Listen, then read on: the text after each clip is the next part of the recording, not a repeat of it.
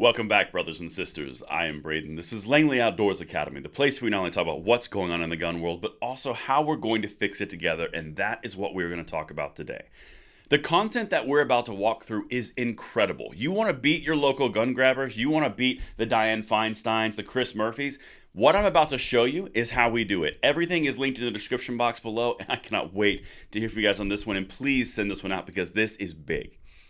Now, if you are a new or returning viewer, please consider hitting that like button, subscribing to the channel, and turning the notification bell on. We need as many people as we can to get into the fold to help pass the blessing of the Second Amendment along to the next generation, just as was passed to us.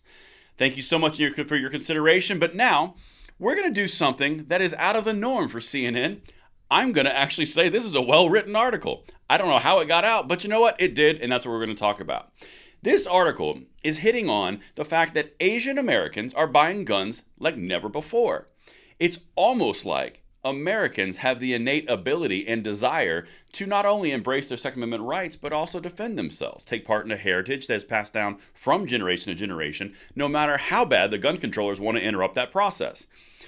Earlier this year, later last year, we talked about the newest gun buyers, the biggest group of new gun buyers was minorities and women. That was the biggest time that it ever happened in history prior. This was last year and the year before. Well, now another group is adding the nightmare scenario for gun controllers. Check this out, because everyone has this right. Meet the new face of gun owners in the U.S., Asian Americans. Now, this article came out on the 20th. Okay, it's a couple days ago. The 22-year-old immigrant from mainland China walked past a Trump flag, past the rifles, and headed to the glass case displaying handguns. He didn't grow up around guns, but after seeing the gun store's website in Chinese, he hoped owner David Liu would answer some of his questions. He reached out to a familiar source, something he felt comfortable with. That is important, gun industry. Check this out. Quote, I speak Mandarin and Cantonese. They can use their mother tongue and talk to me. I will try to explain to them about the law and the safety of firearms, said Liu. And that is the key point here. We now have the Second Amendment being adopted by every single demographic that you could possibly imagine. Personally, if you are American, I don't care the color, creed, I don't care any of your sexual preferences. None of that stuff matters right now. What we're talking about is the Second Amendment right that belongs to every single American, regardless of any of those immutable characteristics that I just mentioned. This is so key because in this article, you've got something that will undermine all gun control pushes because it's unifying across the board. The desire for freedom, the desire for safety, and the desire for the Second Amendment is superseding gun control narratives. This is big. Now, this next part, this quote that I'm going to give you from the guy who is not a Native American or not a native speaker, is an American citizen who's never grown up around guns. Even this background understands what we're talking about. Check this out. Quote, I'm afraid in my house, said he. One of his friends lost his aunt in the Monterey Park shooting that killed 11 people, mostly Asian. He, who is not a native English speaker, said, this is the key part, quote, I think if you have gun, I have gun, I afraid you, you afraid me, so it's safe. That could not be more perfect. The ideas of freedom, the ideas of the Second Amendment, the ability to take your own destiny into your hands, that is a blessing of our rights in this country.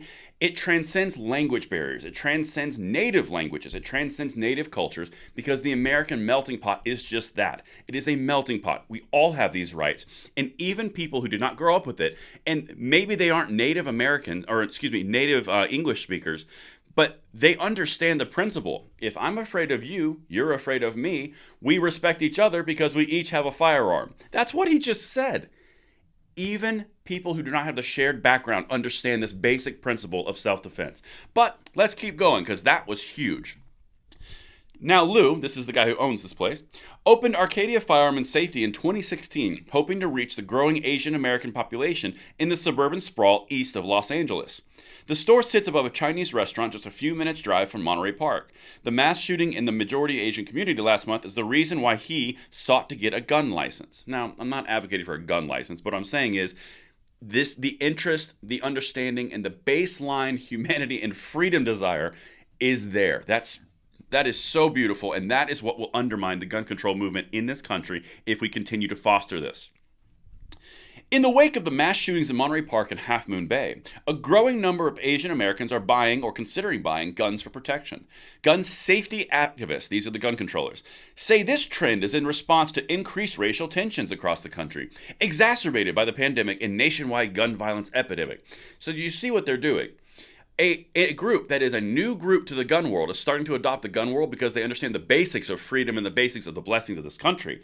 So the gun control advocates have to say, well, I mean, that's clearly, it's exacerbated by the pandemic, and there's a nationwide gun violence epidemic, and it increases racial tensions. They're trying to point away from the fact that the gun rights are being adopted by people who they have previously controlled with these types of narratives. Freedom will supersede control every time if you give it a place to foster. That's the point. This is so key. And the fact that gun control or gun safety activists do that is just, it's always gross. But anyway, let's keep going. Listen to this part. Charlie Ha, a civil engineer in South San Jose and Vietnamese American, bought his first gun during the pandemic. Quote, people were being xenophobic, blaming China and other minorities who look like they're Chinese. Being marginalized all your life, it wears on you. When things hit the fan, like in this case, it definitely encouraged people to get firearms to protect themselves, said Ha. And this last part right here, this is so key, and it's a beautiful wrap-up. For Ha, buying a gun made him realize that, quote, it's not something that just conservative Americans can do. Everyone has a right to do these things. Precisely. Whether you are a Vietnamese American who's a civil engineer and you felt marginalized, you still arrived at the same end goal of you bought a gun because you have a Second Amendment right to do that. In the other individual, you don't even have a native English speaker, you don't have someone who was born around the gun culture, you don't have someone who's even born in this country, and yet they arrived at the exact same destination. If I have a gun and you have a gun, we're both afraid of each other, so we respect each other. This is a universal principle of freedom, and let me know if I landed this plane, because I sure hope I did, because this is key. Thank you so much for watching, and I will see you on the next one. I'm Braden. See you there.